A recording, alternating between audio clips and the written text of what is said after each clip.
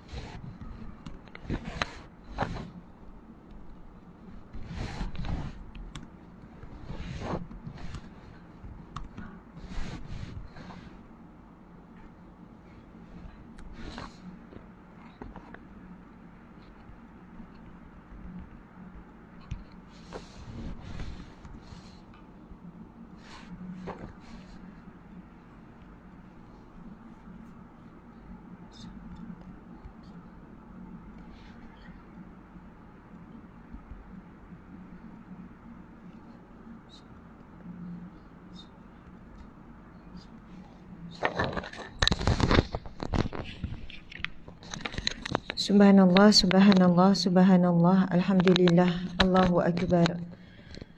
Auzubillahi minasyaitonirrajim. Bismillahirrahmanirrahim. Assalamualaikum warahmatullahi wabarakatuh. Alhamdulillah, muslimin muslimat yang dirahmati Allah sekalian. InsyaAllah untuk setiap pagi kuliah kita ini kita akan mulakan dengan 10 ayat terawal surah Al-Kahfi. Kemudian disambung dengan surah Al-Fatihah.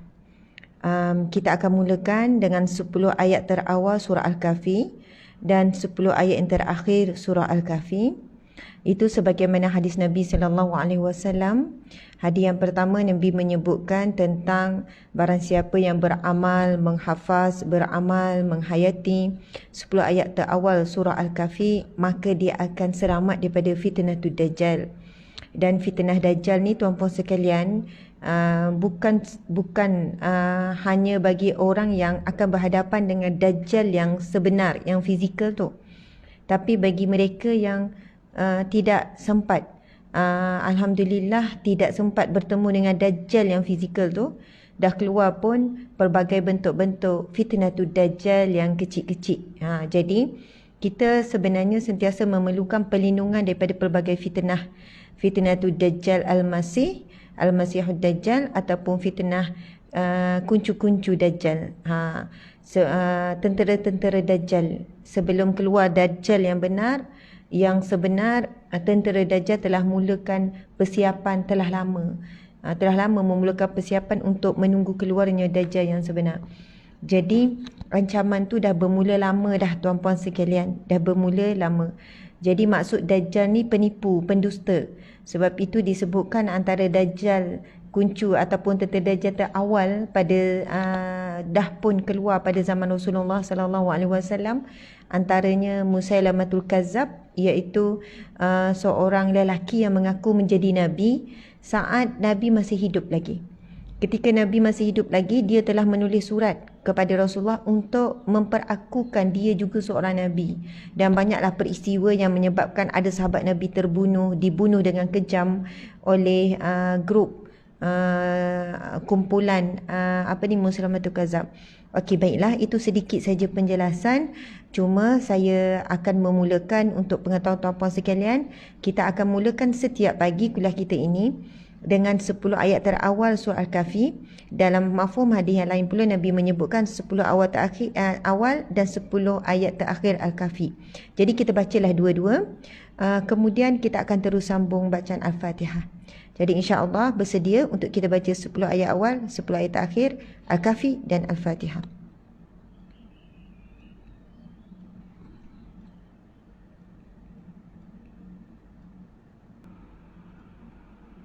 Bismillahirrahmanirrahim.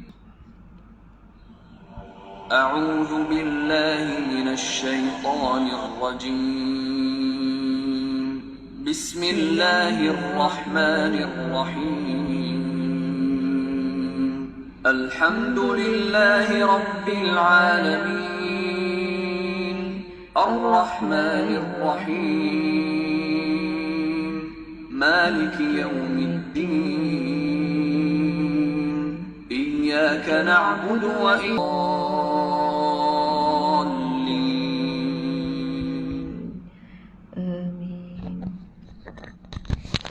آمين آمين يا رب العالمين.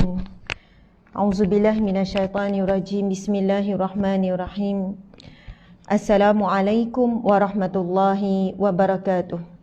الحمد لله Alhamdulillahi Rabbil Alamin. Wassalatu wassalamu ala asyrafil anbiya'i wal mursalin wa ala alihi wa sahbihi ajma'in. Rabbi syrah lana sudurana wa yassir lana umurana wahlul 'uqdatam min lisanina yafqahu qawlana. Ya Allah, lapangkanlah dada kami ya Allah, permudahkanlah urusan kami ya Allah, dan berikanlah kami petunjuk-Mu yang benar ya Allah, dan bukakanlah belenggu yang mengikat lidah kami agar mereka memahami apa yang kami perkatakan. Asyhadu an la ilaha illallah wa asyhadu anna Muhammadar Rasulullah. Ya Allah, kami bersaksi bahawasanya Engkaulah Tuhan kami, Engkaulah sembahan kami, dan sesungguhnya Nabi Muhammad sallallahu alaihi wasallam itu pesuruh-Mu dan juga nabi kami. Ya Allah, ya Arhamar Rahimin. Subhanallah, alhamdulillah, muslimin muslimat yang dimati Allah sekalian. Sekali lagi kita bertemu untuk siri yang kedua bagi kuliah berkitab Riyadhus Salihin, iaitu Taman Orang yang Saleh. Dan kita masih lagi menyambung tajuk kita, iaitu berkenaan dengan ikhlas dan menghadirkan hati. Ikhlas dan menghadirkan hati sama ada dalam perbuatan yang terangan ataupun dalam sembunyi. Subhanallah. Jadi insya-Allah pada pagi ini saya akan memulakan dengan kisah yang tertangguh semalam. Subhanallah. Hari ini insya-Allah saya akan berkongsi dua kisah. Tapi permulaan saya berkongsi dulu satu kisah yang insya-Allah menjentik kita untuk menjadi orang yang ikhlas. Sahabat yang dirahmati Allah sekalian, ibu ayah serta anak-anak yang turut sama mendengar pada pagi yang barakah ini, akan ada dua kisah hari ini insya-Allah, dua-dua daripada hadis yang sahih, hadis riwayat Bukhari dan Muslim. Jadi kisah yang pertama, muslimin muslimat yang dirahmati Allah sekalian, mungkin kalian dah pernah mendengar kisah ini. Jadi apabila kita mengulang-ulang kisah yang disebut oleh hadis Nabi yang sahih, maka mudah-mudahan dengan itu bertambah-tambah kecintaan kita kepada Rasulullah sallallahu alaihi wasallam, dan bertambah pula keyakinan kita, dan bertambah pula kesungguhan kita untuk menjadi orang yang ikhlas. Baiklah tuan-puan dimati Allah sekalian, kisah yang pertama ini diceritakan oleh Rasulullah sallallahu alaihi wasallam daripada Abdullah bin Umar radhiyallahu anhu. Abdullah bin Umar radhiyallahu anhu berkata, saya telah mendengar Rasulullah sallallahu alaihi wasallam bersabda, terjadi pada masa dahulu sebelum kamu, terjadi pada suatu masa sebelum kamu. Maksudnya Nabi cerita ini kisah zaman dahulu kala. Maksudnya sebelum adanya sahabat-sahabat, cerita yang sebelum ini, kaum sebelum ini. Masya Allah. Terjadi pada masa dahulu sebelum kamu, 3 orang berjalan-jalan hingga terpaksa bermalam di dalam gua. Tiba-tiba ketika mereka sedang berada di dalam gua itu, jatuh sebuah batu yang besar daripada atas bukit dan menutupi pintu gua, hingga mereka tidak dapat keluar. Maka berkatalah mereka, sungguh tiada suatu yang dapat menyelamatkan kita daripada bahaya ini kecuali jika kita meminta, kecuali kita meminta, mengharap, berdoa dan bertawasul kepada Allah dengan amal-amal soleh yang pernah kita lakukan dahulu. Tuan-puan dimati Allah sekalian, kisahnya 3 orang pemuda keluar sehingga perlu bermalam di satu tempat. Kalau kita sekarang bermalam, kalau berjalan mungkin di hotel, kan kita akan berhenti di R&R dan sebagainya. Namun orang terdahulu bila nak berhenti rehat, mereka mencari gua, tempat-tempat untuk berlindung ataupun untuk tidur. Jadi apabila mereka masuk ke dalam gua ini, takdir Allah telah jatuh satu batu besar yang menutupi pintu gua. Dan mereka cuba menolaknya sedaya upaya, memang tak mampu, memang tidak bergerak langsung. Batu itu sangat besar dan berat. Maka salah seorang daripada mereka berkata, tidak ada apa boleh membantu dan menolong kita saat ini kecuali Allah. Jadi mengajaklah dirinya dan sahabat-sahabat supaya berdoa dan bertawasul dengan amal soleh.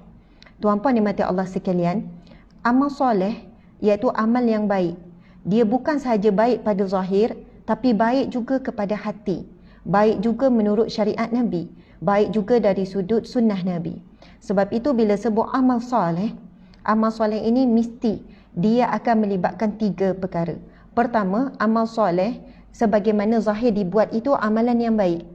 Yang kedua, amal soleh itu juga wajib disertai dengan hati yang ikhlas. Hati yang ikhlas mengharapkan redha Allah. Walaupun manusia akhirnya daripada amalan kita itu tidak menghargai kita, tuan-puan yang mati Allah sekalian, kita tetap meneruskan amal soleh itu kerana kita buat kerana Allah, bukan kerana mengharapkan apa-apa daripada manusia. Tuan-puan yang mati Allah sekalian, amal soleh dari sudut hati perlu lurus, perlu betul, perlu jelas, hadirkan hati dan sebagainya. Kemudian amal soleh mesti bertepatan dengan syariat. Amal soleh perlu bertepatan dengan sunnah Nabi SAW. Dimaksudkan sunnah Nabi itu penjelasan yang lebih detail lah. Maksud saya ialah amal soleh itu bukan kita kata alah yang penting contohnya dia buat sesuatu yang zahirnya kurang baik, tetapi kita menyebutkan tak apa, yang penting hati dia, niat dia mungkin lain, niat dia mesti baik. Yang penting kalau niat dia baik, walaupun nampak dia tu macam riak, macam menunjuk-nunjuk, kan tunjuk itu, tunjuk ini, tunjuk gelang, tunjuk ini, tunjuk ini. Ini contoh ya saya bagi. Tapi kita tak boleh menyatakan bahawasanya mungkin niat dia ikhlas tu nak bagi orang semangat supaya sekian-sekian. Tak, amal soleh ini mesti seiring hati yang amalan yang daripada hati yang baik, keikhlasan. Zahir juga mesti berakhlak yang baik, mesti mengikut syariat, mesti mengikut sunnah Nabi, apa yang Nabi larang, apa yang Nabi suruh dan sebagainya. Masya Allah. Jadi sahabat-sahabat dimati Allah sekalian, tajuk kitab kita pun Riyadhus Shalihin, taman orang soleh, taman orang-orang yang baik, baik zahir, baik batin, baik dari sudut syariat, baik dari sudut pandangan Allah yang telah disampaikan oleh Rasulullah sallallahu alaihi wasallam dan juga firman Allah Subhanahu wa taala. Jadi kita tak boleh lari daripada pimpinan ni. Amal soleh ini bukan amalan yang difikir-fikir oleh manusia, oh sekian-sekian, tetapi telah ditetapkan oleh Allah Subhanahu wa taala dan juga disampaikan oleh Nabi apakah bentuk amal soleh. Jadi kita nak sambung kisah ni tuan-puan sekalian. Sebab kisah ini menyatakan 3 amal soleh yang mana Allah menerima amal soleh ini. Apakah bukti Allah menerima? Kerana permintaan 3 orang pemuda ini, Allah langsung mustajab pada saat itu juga. Seolahnya ketika dia bertawasul dengan amal soleh, ketika mereka bertawasul dengan amal soleh ini, terus dimakbulkan Allah, seolahnya amal solehnya diterima oleh Allah. Jadi mari kita sambung kisah ini. Okey, tuan-puan dimati Allah sekalian. Maka berkata salah seorang daripada mereka. Orang pertama berkata, orang pertama mula berdoa dan bertawasul kepada Allah Subhanahu wa taala. Iaitu, ya Allah, dahulu saya mempunyai ayah dan ibu dan saya tidak memberi minuman susu pada seorang pun sebelum keduanya, iaitu ayah dan ibunya, sama ada kepada keluarga ataupun hamba sahaya. Maka suatu hari aku mengembala ternak pada satu tempat yang agak jauh, hingga kembali kepada kedua bapaku sesudah malam dan ayah ibuku telah pun tidur. Maka saya terus memerah susu untuk keduanya, dan saya pun malu untuk membangunkan keduanya sebab dah tidur mak ayah ni, dan tidak memberikan minuman itu kepada sesiapa pun sebelum ayah bondaku itu. Maka saya tunggu keduanya hingga terbit fajar. Setelah bangun kedua mereka dan minum dari susu yang saya serahkan itu. Padahal semalam itu juga anak-anakku menangis minta susu dekat kakiku. Ya Allah, jika apa yang saya buat itu benar-benar kerana mengharapkan redha-Mu, maka lapangkanlah keadaan kami. Subhanallah. Maka apa yang terjadi? Menyisih ataupun bergeraklah sedikit batu. Tetapi belum lagi cukup untuk mereka keluar. Tuan-puan dan mati Allah sekalian, saya ulang lagi kisah lelaki yang pertama ini. Lelaki yang pertama menadah tangan berdoa, Ya Allah, sesungguhnya aku mempunyai dua orang, ibu ayah. Maksudnya ada ibu dan ayah. Dan aku tidak akan memberi minum susu sebelum ibu ayah minum dulu. Sebelum aku minum, sebelum isteri anak-anakku minum, mesti ibu ayah minum dulu. Namun takdir Allah, suatu ketika dia keluar mencari rezeki sehingga pulang lewat malam. Dan bila pulang lewat malam, ibu ayah ni telah pun tertidur, tuan-puan sekalian. Telah pun tidur. Masya Allah. Jadi dia pun perah-perah susu, dan dia juga malu ataupun segan ataupun sebersalah untuk mengejutkan ibu ayah mereka. Dan ketika itu anak kecil mereka juga duduk di kaki mereka. Ibu ayah ni, lelaki ni minta susu, kelaparan minta susu. Dia tetap tak bagi sehingga anak kecil mereka tertidur. Dan bangun pagi besok, seawal pagi, ibu dan ayah lah yang pertama. Lalu si anak ni berkata, Ya Allah, sekiranya amal perbuatanku itu aku lakukan ikhlas kerana mengharapkan redha-Mu ya Allah, maka ya Allah permudahkanlah urusan kami ini. Takdir Allah, batu itu pun terbuka, tuan-puan dimati Allah sekalian. Baiklah, orang yang kedua pula berdoa, Ya Allah, dahulunya saya pernah jatuh cinta kepada anak gadis bapa saudaraku. Anak gadis bapa saudara bermaksud sepupu.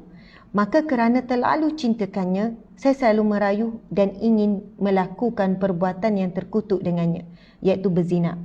Tetapi dia selalu menolak. Terjadi pada suatu ketika dia menderita kelaparan dan datang meminta bantuan kepadaku. Maka saya berikan kepadanya wang 120 dinar, tetapi dengan janji bahawa dia akan menyerahkan dirinya kepadaku pada malam harinya. Gadis itu melakukan suruhanku kemudian ketika saya berkuasa ke atasnya. Maksudnya akhirnya perempuan ini sebenarnya enggan, sentiasa menolak. Tapi saat kelaparan, lelaki ini telah pun mengugut ataupun memberikan tawaran, boleh aku tolong, bagi duit sekian, tapi kamu perlu bersetuju untuk berzina denganku. Lalu wanita ini pun datang pada malam, dan saat ketika lelaki ini telah pun ada kemampuan untuk melakukan niat jahatnya tersebut, maka ketika itu riwayat lain menyebutkan apabila aku telah pun berada sekian-sekian, Masya Allah, tiba-tiba dia berkata, takutlah kepada Allah dan jangan kau pecahkan ataupun janganlah engkau menyentuh wanita itu dengan cara yang halal, iaitu nikah. Maka saya segera bangun daripadanya, sedangkan saya begitu menginginkannya, dan saya tinggalkan dinar emas yang telah saya berikan kepadanya itu. Ya Allah, bila saya buat tersebut kerana mengharapkan redha-Mu, maka hindarkanlah kami daripada kemalangan ini. Tuan-puan sekalian, kisah yang kedua ini sangat hebat. Seorang lelaki yang telah pun ada peluang untuk melakukan hubungan terlarang yang telah diimpikan sekian lama dengan wanita yang amat dicintainya. Saat itu tidak ada apa-apa yang boleh menghalangnya kecuali imannya, suara imannya bersuara bahawasanya takutlah kepada azab Allah. Janganlah engkau menyentuh wanita ini sebelum nikah. Saat itu dia mampu menghentikan. Lalu dia berkata, Ya Allah, aku meninggalkan perbuatan yang sangat aku impikan sekian lama demi mengharapkan redha-Mu. Ya Allah, sekiranya engkau terima, maka permudahkanlah kesukaran kami ini. Lalu batu itu pun terbuka sikit lagi, tapi belum cukup lagi. Lalu pemuda yang ketiga pula berdoa. Subhanallah. Pemuda yang ketiga berdoa, Ya Allah, dahulunya aku seorang majikan dan mempunyai pekerja. Pada suatu hari ketika saya membayar upah mereka, tiba-tiba ada seorang daripada mereka pergi meninggalkan upahnya, pulang ke rumahnya tidak kembali. Dia ni majikan, ada ramai pekerja. Pada saat dia nak bagi-bagikan gaji, ada seorang pekerjanya menghilangkan diri, balik rumah tak datang-datang dah. Maka saya peniagakan upahnya itu. Lalu apa yang majikan ni buat? Dia kembangkan, dia niagakan upahnya itu hingga bertambah dan berbuah menjadi berganda-ganda banyaknya. Setelah sekian lama, datanglah pekerja itu. Dah lama pekerja tu pun datang, tuan-puan sekalian. Pekerja tu datang meminta upah dengan berkata, "Hai Abdullah, berikan kepadaku upahku dahulu itu." Jawabku, "Semua kekayaan yang di depanmu itu daripada upahmu yang berupa unta, lembu, kambing serta budak pengembalanya itu." Tuan-puan sekalian, upah yang sedikit majikan ni niagakan, kembangkan. Subhanallah, itu tidak pernah diminta oleh pekerja dia yang hilang tadi tu. Pekerja satu hari datang balik nak minta upah. Lalu tuan ni, majikan ni kata, "Upahmu apa yang kamu lihat yang depan mata kamu ni berupa ada unta yang banyak, ada ada biri-biri yang banyak, ada lembu, ada kambing yang banyak, ada lembu yang banyak bersama dengan budak pengembala, ada hamba yang sedang mengembala, itu pun daripada upahmu." Berkata orang itu, "Hai Abdullah, kau jangan mengejek aku, wahai Abdullah. Kau jangan mengejek aku. Kau beli ke macam ni, begini banyak, upah aku kan sikit je lah." Jawabku, "Aku tidak mengejekmu." Maka, "Aku tidak mengejekmu." Majikan ni kata, "Tak, aku tak mengejekmu, ini benar-benar semua upahmu." Subhanallah. Maka diambilnya semua yang saya sebut itu dan tidak meninggalkan satu pun daripadanya. Ya Allah, jika saya buat demikian kerana benar-benar mengharapkan redha-Mu, maka hindarkanlah kami daripada kesempitan ini. Tiba-tiba menyisihlah batu itu hingga mereka bertiga boleh keluar daripada gua tersebut. Ini merupakan kisah yang disampaikan oleh Rasulullah sallallahu alaihi wasallam berdasarkan hadis yang sahih riwayat Bukhari dan Muslim. Tuan-puan dimati Allah sekalian, perhatikan pemuda yang ketiga. Bagaimana kalau kita duduk di tempat beliau? Bagaimana? Bayangkan pekerja tu datang minta upah sekian lama, lalu diberikan upah yang berganda-ganda, mungkin 100 kali ganda daripada upah, ataupun 200 ataupun 1000 kali ganda. Upahnya mungkin lebih kurang dalam RM500 mungkin, ataupun RM1000, tetapi dia bawa pulang beratus ribu ringgit, tuan-puan sekalian.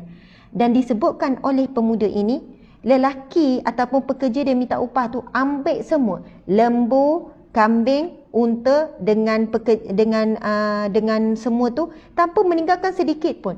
Kalau kita fikirlah kan, ya Allah, takkan sikit pun tak tinggal, ambil separuh ke separuh lagi tak apalah, wahai Abdullah, kau dah susah payah dah ternak, kau dah susah payah dah uruskan, kau dah susah payah kembangkan, tak apalah, aku ambil lah separuh, aku ambil separuh. Tak ada separuh ke suku ke sikit pun tak ada, dia ambil semua.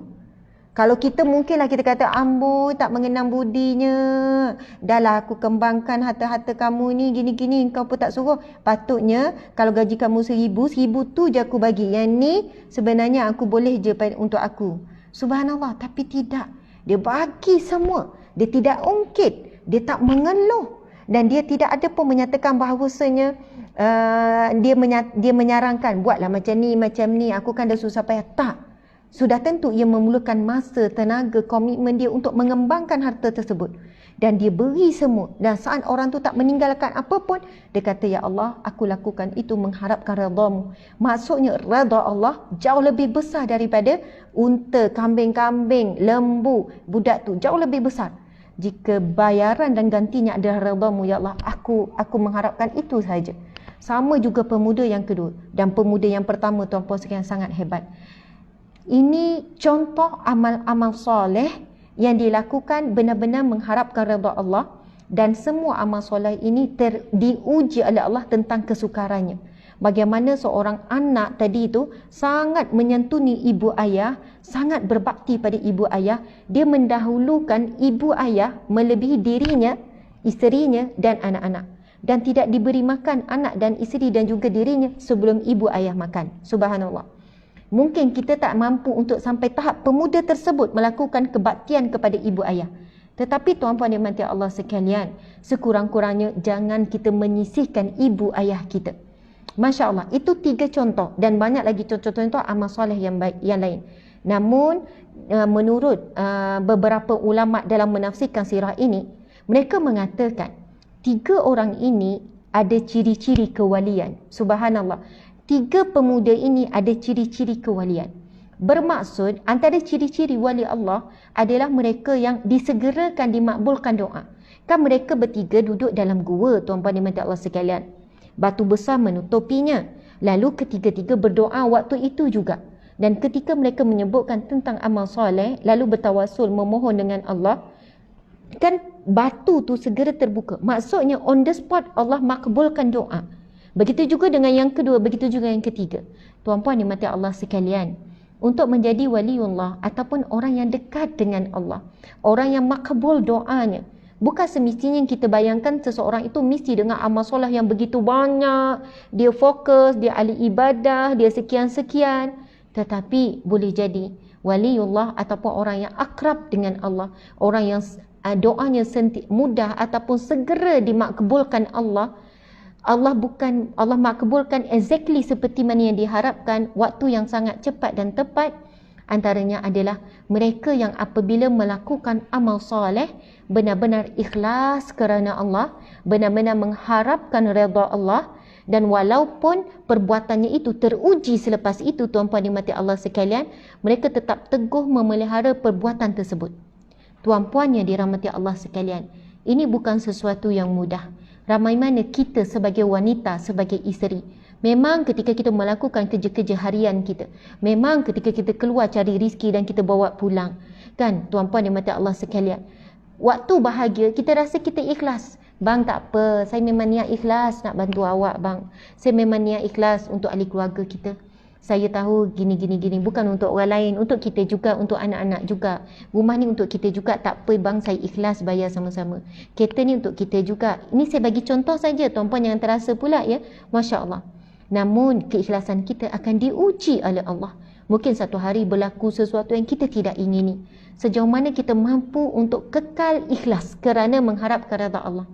Dan ramai wanita yang telah melakukan pengorbanan demi pengorbanan dalam sebuah keluarga, bila datang ujian yang mengujinya, lalu dia kalah dengan satu perkara yang paling mahal, ikhlas kerana mengharapkan redha Allah. Lalu dia mengungkit, selama ni saya tolong awak, selama ni saya buat macam ni, saya tak redha tahu, saya nak claim balik, selama ni awak tak kenal jasa, awak tak kenal budi.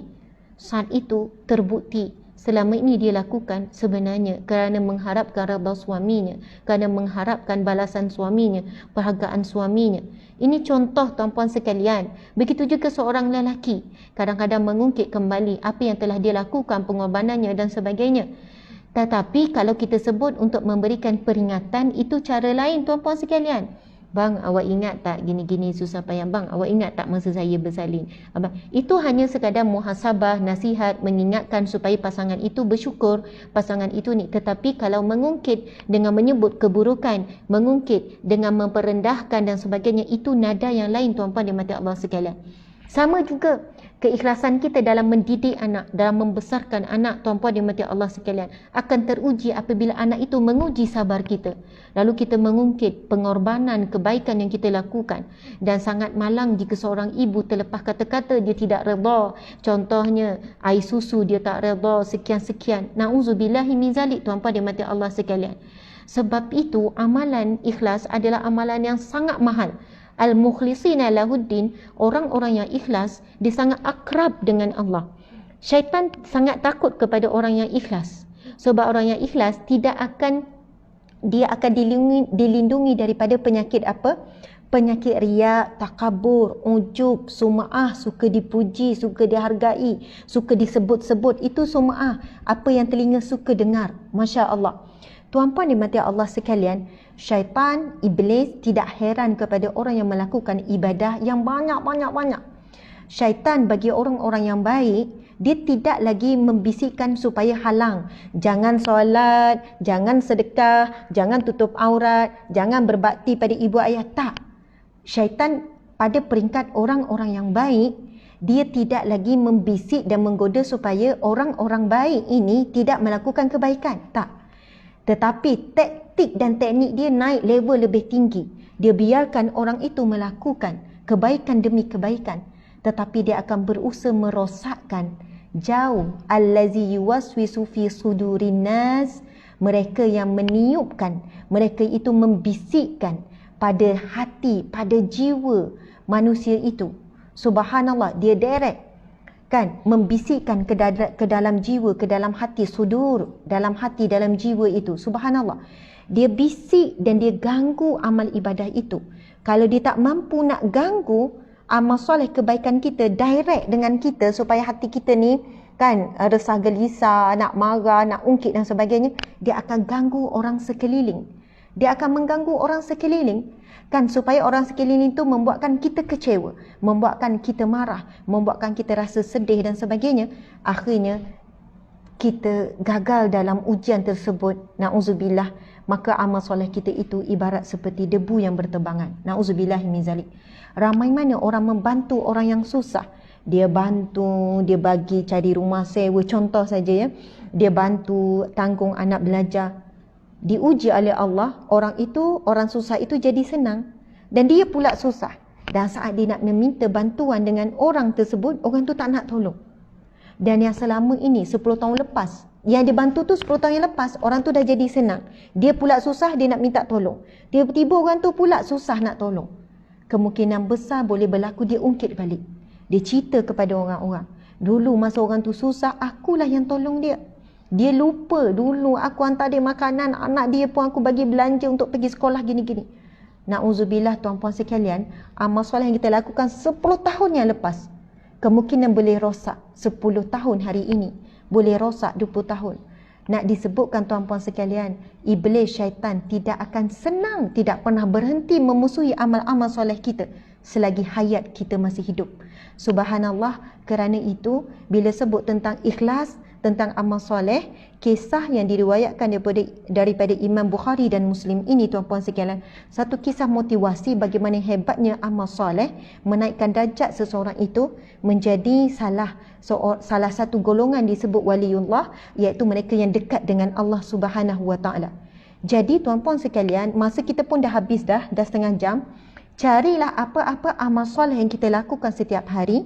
Kalau tak mampu semua kita nak jaga keikhlasan, sekurang-kurangnya kita jaga 1, 2, 3 amal soleh yang mana datang apapun ujian untuk melunturkan niat ikhlas untuk cari redha Allah itu, kita tetap jaga.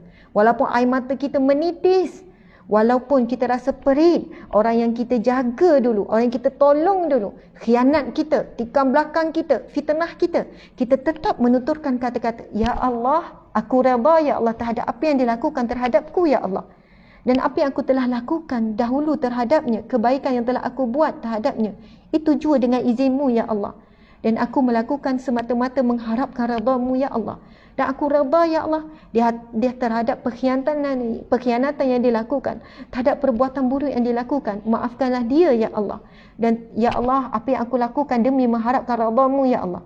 Tuan-puan sekalian, biasanya amal soleh yang nak dapat keikhlasan ini memang akan diuji oleh Allah Subhanahu wa taala. Allahu akbar. Sebab kedudukan amal soleh, kedudukan orang yang soleh sangat tinggi, sebagaimana surah Al-Kahfi ayat yang terakhir yang kita bacakan tadi. Muslimin muslimat dimati Allah sekalian. Jadi saya hari ini tak sempat nak baca kitab ni sebab kita dah pergi kepada kisah dan tak sempat pun nak pergi kisah yang kedua.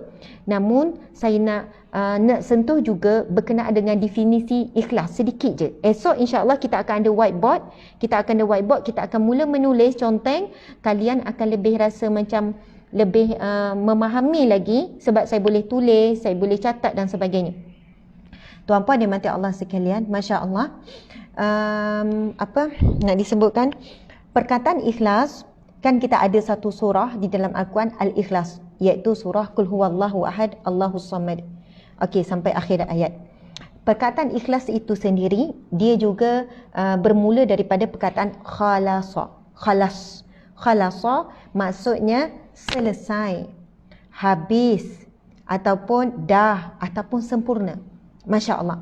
Kalau orang Arab, kalau selesai suatu kerja, dia sebut khalas. Contoh, kita buat assignment. Lepas tu siap, kita pun hantar kepada pensyarah. Kita kata, selesai. Alhamdulillah selesai, settle. Kan? Kita fikir. Kalau orang Arab dia sebut khalas. Maksudnya selesai. Kita masak, tutup api. Lepas tu kita pun tutup. Kita kata khalas, selesai. Tunggu nak makan je lagi. Kita ngomong-ngomong rumah. Kita pun duduk atas sofa. Khalas, selesai. Subhanallah.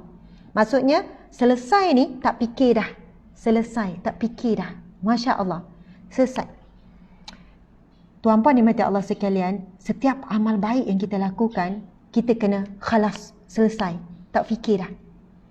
Tak fikir dah. Khalas, selesai. Buat, khalas, selesai. Serah pada Allah, buat kerana Allah. Khalas, selesai. Bukan dengan syarat sekian-sekian. Bila time makan, sikit pun suami tak puji.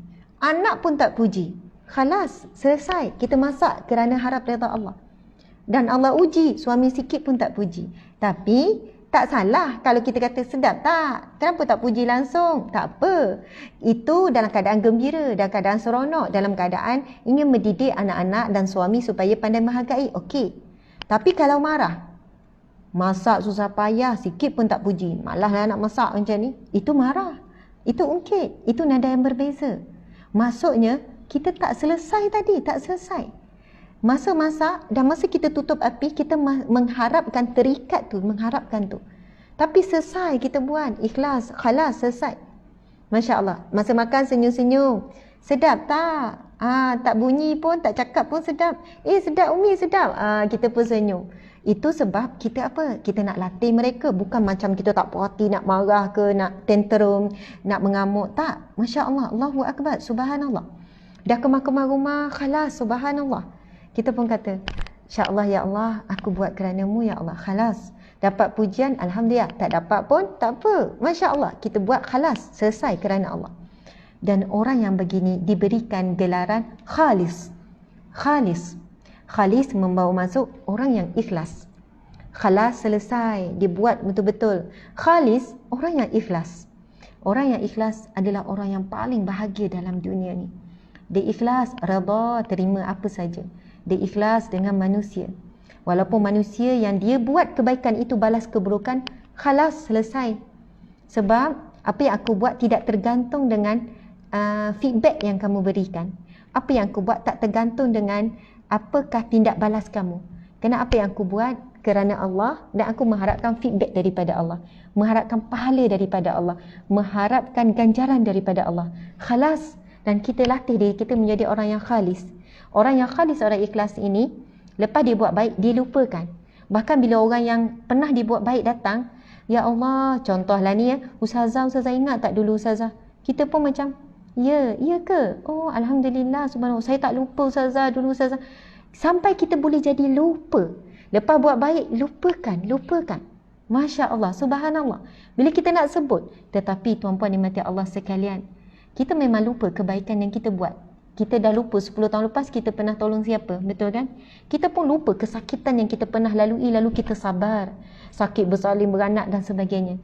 Tetapi Allah ya syahid yang maha menyaksikan, Allah ya basir yang maha melihat, Allah ya sami' yang maha mendengar, Allah ya hasib yang maha menghitung, Allah yang maha mencatat semuanya, tidak pernah lupa kebaikan yang kita lakukan. Jadi jangan risau. Kita lupa, kita tak ingat dan sebagainya. Kita adalah orang yang khalas, selesai, buat betul-betul. Kita tak campur dengan apa-apa perasaan.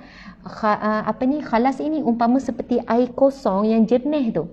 Yang kita tak masuk susu. Kalau masuk susu jadi putih. Kalau masuk orange jadi orange. Kalau masuk sirap jadi merah. Betul kan?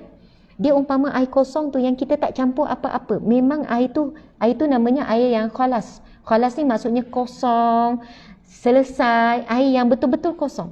Itulah seumpama perbuatan amal soleh yang ikhlas, dia betul-betul tidak dicampurkan dengan apa-apa perasaan melainkan buat kerana Allah. Dan selepas itu datanglah apapun ujian, dia tetap mengosongkan hatinya itu, memang dia buat kerana Allah. Walaupun ada orang yang cucuk-cucuk kita. Kau tahu tak kau tahu tak? Depan kau memang dia baik, tapi belakang kau dia mengata. Siapa? Siti tu. Siti? Semalam aku belanja di pizza tau. Minggu lepas aku belanja di nasi ayam. Kau biar betul. Betul ke Siti tu mengata aku belakang? Ya, dia ngata kau macam-macam. Mungkin masa tu kita kata, sampai hati Siti tu aku belanja dia selalu. Aku ingat dia baik, aku tak halal lah apa aku belanja. Contoh ni saja tuan-puan sekalian. Walaupun dicucuk orang ni supaya kita ni, ya Allah, orang cocok kita, bagi tahu yang kita buat baik ni, buat buruk belakang kita ni, tuan-puan sekalian, kita tetap mengatakan tak apa, tak apa. Tak apa, yang aku buat kebaikan tu, itu khalas. Itu bersih, itu selesai, aku buat kerana Allah. Tak apa kalau Siti tu buat ni, tak apa, aku terus buat baik kepada Siti. Mudah-mudahan satu hari Siti menghormati dan sayang pada saya. Mudah-mudahan satu hari Siti malu untuk berkata buruk pada saya. Saya buat kebaikan, saya tak akan berhenti buat kebaikan pada Siti tu. Sebab apa? Saya buat kerana Allah, bukan mengharapkan kebaikan daripada Siti. Dan bila Siti buat begini, insya-Allah saya akan buat jauh, saya akan buat lebih baik lagi kepada dia, insya-Allah. Allahu Akbar, tuan-puan sekalian, ini bukan satu perkara yang mudah. Sebab apa? Orang buat baik, kita buat baik, itu lumrah. Subhanallah, itu lumrah. Orang buat baik, kita balas baik, itu lumrah. Orang buat jahat pada kita, kita balas jahat, itu dendam. Subhanallah. Tetapi sangat luar biasa. Orang buat baik, kita balas jahat, itu adalah keburukan, itu zalim namanya. Tetapi orang buat jahat, kita balas baik, itu adalah iman, itu adalah cinta, itu adalah keikhlasan. Sebab itu 4 perkara ni kita di mana? Orang buat baik, kita balas baik, itu lumrah. Orang buat jahat, kita balas jahat, itu dendam. Orang buat baik, kita balas jahat, itu zalim. Tetapi orang buat jahat kepada kita, tapi kita balas dengan kebaikan, ini orang-orang yang ikhlas. Rasulullah SAW sentiasa balas kebaikan terhadap keburukan yang dilakukan terhadapnya. Dibaling batu teruk macam mana, tetap mendoakan kebaikan pada penduduk Taif. Diletakkan benda-benda yang busuk, bangkai busuk dan sebagainya, Rasulullah tetap membalas yang baik, tuan-puan dimati Allah sekalian. Maka mudah-mudahan sedikit perkongsian pada hari ini menambahkan kekuatan kita, keinginan kita untuk menjadi orang yang khalis, orang yang ikhlas. Subhanallah, muslimin muslimat sekalian, kerana kehidupan orang seperti ini, ia sangat berbaloi untuk dunia, untuk di alam barzah, untuk akhirat. Hidup kita sangat sekejap. 60 tahun tu waktu yang sangat pendek dibandingkan kehidupan selama-lamanya di akhirat kelak. Ia sangat tidak berbaloi. Hidup seronok 40 tahun, 50 tahun, 60 tahun, seronok, bahagia, makan kenyang, kaya-raya, sangat tak berbaloi dengan azab api neraka selama-lamanya yang tidak tergambar dengan fikiran. Namun kehidupan kita 40 tahun, 50 tahun, 60 tahun yang sangat pendek ini, kita buat amal soleh sebaiknya. Kita tahan dengan ujian Allah, membuatkan kita sakit, terduduk, perit dan sebagainya, tuan-puan, ia sangat berbaloi untuk kenikmatan syurga yang selama-lamanya yang tidak terbayang di akal dan fikiran kita. Masya Allah, subhanallah. Jadi tuan-puan dimati Allah sekalian, sekadar itu perkongsian pada hari ini. Mohon maaf kerana terlebih masa lebih kurang 15 minit. InsyaAllah kita akan menyambung kuliah kita berkenaan dengan ikhlas bagi siri yang ketiga dalam tadabbur kitab Riyadhus Salihin, iaitu taman-taman orang yang soleh. Bagi sahabat-sahabat yang baru hadir pada hari ini, untuk pengetahuan kalian, kuliah ini adalah kuliah setiap hari, percuma kepada siapa pun. Ajak lebih ramai supaya datang. Setiap hari jam 7 pagi hingga 7.30. Kadang-kadang terlebih macam hari ini 7.45, saya mohon maaf. Jadi setiap hari 30 minit, pukul 7 hingga 7.30 pagi, insya-Allah, termasuk Sabtu dan Ahad. Dan Alhamdulillah tuan-puan sekalian, saya nak kongsi sikit. Saya ni sebenarnya live daripada mana? Selama ni kan saya selalu live di studio di Pejabat. Studio dan Pejabat itu lebih kurang dalam 10 minit daripada rumah kami. Dan Alhamdulillah dengan rizki Allah, dengan pertolongan Allah, dengan izin Allah Subhanahu Wa Taala, nikmat yang sangat besar tuan-puan sekalian. Sekarang bermula semalam hari pertama dan hari ini hari kedua, Masya Allah, saya mula bersiaran daripada rumah sendiri. Alhamdulillah, setelah sekian lama hajat ni, Allah murahkan rezeki, Allah izinkan, dan ia hasil juga daripada adalah sumbangan pihak-pihak dan sebagainya. Akhirnya boleh dibina studio tempat kuliah ini di rumah sendiri. Masya Allah, buat tambahan tempat, kemudian walaupun belum siap sepenuhnya sebab lockdown jadi kena terhenti, dan sebab itulah dimudahkan untuk saya buat kuliah awal pagi begini. Dan selepas ini mungkin selama ni banyak saya tolak kuliah permintaan malam, jadi selepas ini tak adalah susah sangat sebab saya ada komitmen dengan anak-anak 7 orang, ada yang kecil setahun lebih, 3 tahun. Jadi sebab itu selama ni kesukaran sikit bila saya nak tinggalkan anak di rumah sebab kami tak ada maid duduk rumah, kami kena angkut anak, kadang tinggalkan anak kecil kepada kakak, jadi saya tinggalkan dalam keadaan yang takut dan bimbang.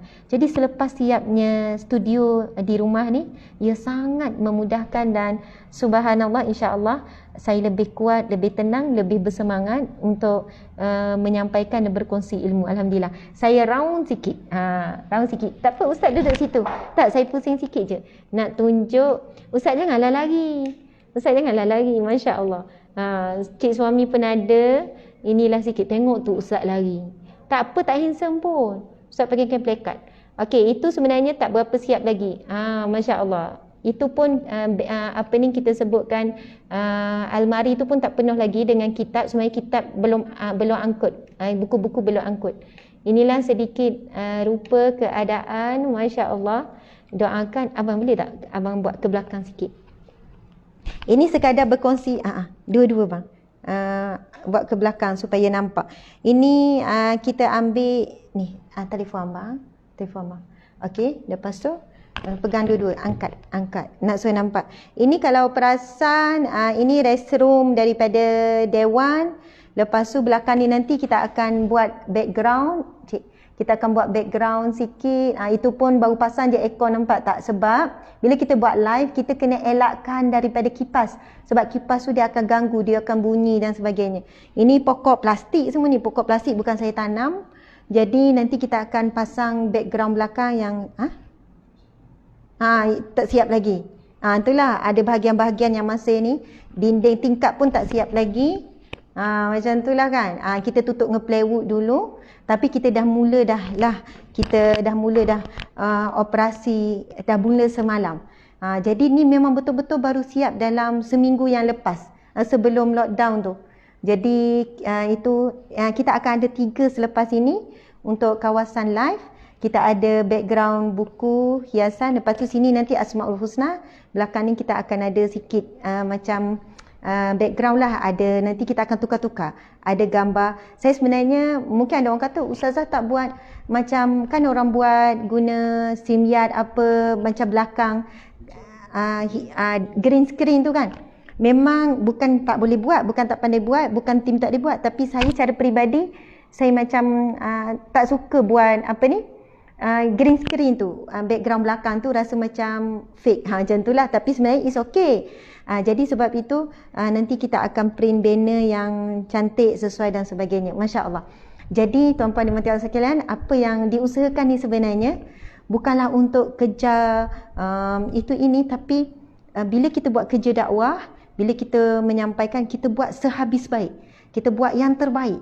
Kalaulah orang buat maksiat, contohnya orang buat apa-apalah, buat perkara-perkara dunia, pun nak buat sehabis baik kan, untuk urusan-urusan. Jadi urusan agama, urusan dakwah berbaloi sangat, berhabis untuk buat studio, buat ini, walaupun berdikit-dikit, sikit-sikit tanpa sekian. Bukannya mengejut, kumpul belanja, kumpul modal, kumpul, buat sikit-sikit, akhirnya alhamdulillah siap. Masya Allah, alhamdulillah.